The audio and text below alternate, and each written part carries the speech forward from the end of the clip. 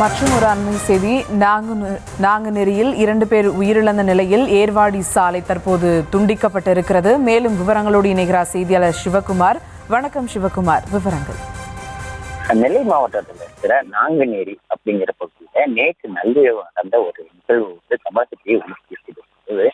நாங்குநேரியில பாட்ம கும்பல் பைக்ல அந்த டீக்கடையில் அங்க பெட்ரோல் குண்டு வீசினதோட இல்லாம பொதுமக்களை தரமாறியா வச்சுட்டு இந்த கொடூர சம்பவத்துல வடமாநில செங்கல் சூளை தொழிலாளி உட்பட 2 பேர் பலியானாங்க. நாங்குநேரி பெரும்பத்தி இந்திரா காலனி பகுதியில தான் இந்த சம்பவம் நடந்தது. மொத்தம் 9 பேர் கொண்ட கும்பல் இந்த பைக்ல அதன் அடிப்படையில தான் அந்த தாக்குதலில் ஈடுபட்டாங்க. அங்க உள்ள டீக்கடையில நின்றுட்டு இருந்தவங்க திடீர்னு பெட்ரோல் கொண்ட விஷயத்தினை அடுத்து அங்க இருந்தவங்க அது நாலப்புறமும் ஓடிட்டாங்க. இதனால என்ன ஆச்சுன்னு பாத்தீங்கன்னா அந்த கும்பல் சர விரட்டி போய் தரமாறிய அறுவாளால் வெட்டிச்சு. அதுல கண்மூடித்தனமாக வெட்டி விழுந்ததுல 9 பேருக்கு மொத்தம் வெட்டுக்காயம் விழுந்தது.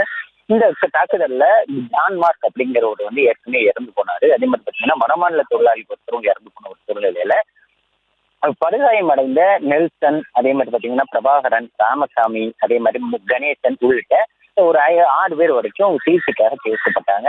இதுல 20 நிலைமை தற்போது வரை கவலைக்கிடமாவே இருந்துட்டு அவங்க நிலைக்கு அரசு மருத்துவக் கல்லூரி மருத்துவமனையில சிகிச்சையில இருந்துட்டு இருக்கிறாங்க.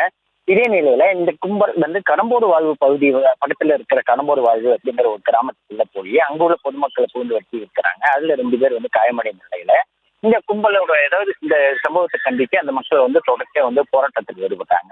போராட்டத்தில் ஈடுபட்ட நிலையில அங்க அசம்பாவிதங்கள் எதுவும் தடுத்து நடந்துடக்கூடாது அப்படிங்கிறதுனால என்ன பண்ணாங்கன்னா போலீசார் தூக்கப்பட்டாங்க. மேலும் பாத்தீங்கன்னா தற்போது அந்த ஏர்வாடி நாங்குநேரிக்கு இடையே உள்ள போக்குவரத்து துண்டிக்கப்பட்டிருக்கு. எப்படி பாத்தீங்கன்னா எந்த விதமான அசம்பாவிதமும் நிகழ்த்தரக்கூடாது அப்படிங்கிறதுக்காக ஏறத்தாழ 400க்கும் மேற்பட்ட போலீசார், அதே மாதிரி பாத்தீங்கன்னா 5 எஸ்பிக்கள் தலைமையில 400க்கும் மேற்பட்ட போலீசார் தற்போது குவிக்கப்பட்டு அந்த இடம் முழுவதுமாக செக்யூர் செய்யப்பட்டிருக்கு.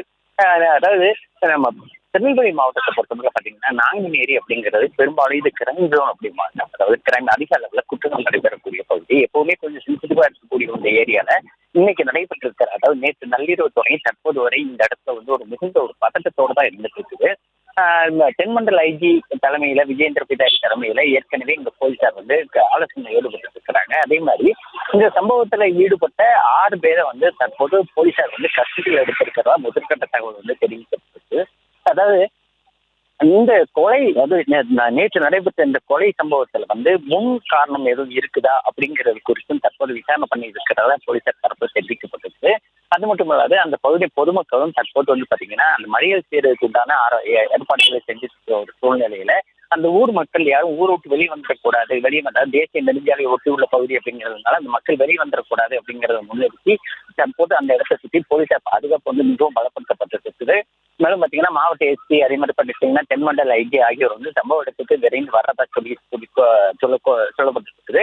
அதே மாதிரி பாத்தீங்கன்னா இந்த பகுதிகளில் அதிக அளவுல தற்போது போலீசார் குவிக்கப்படுற ஒரு சூழ்நிலையில பொதுமக்களோட அன்றாட வாழ்க்கை கொஞ்சம் பாதிக்கப்பட்டிருக்கு அப்படின்னு சொல்லலாங்க.